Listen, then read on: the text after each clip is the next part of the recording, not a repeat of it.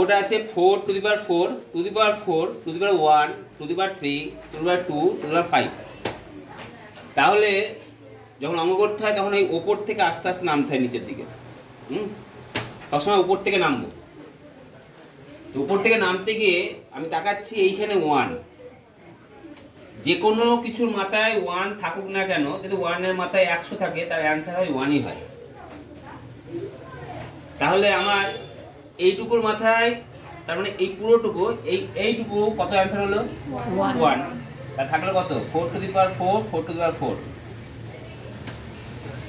এবারে এটা মানে কত 64 আর 4 এর স্কয়ার মানে 16, 4 এর কিউব মানে 64, আর 64 কে 4 দিয়ে গুণ করলে 256। তাহলে 4 টু দি পাওয়ার 256 হলো। এবারে 4 কে লেখা যায় 2 এর স্কয়ার, তার টু দি পাওয়ার 256, তার মানে কত হয় 2 টু দি পাওয়ার 6 2 12 5 2 10 11 512। এই হচ্ছে অ্যান্সার।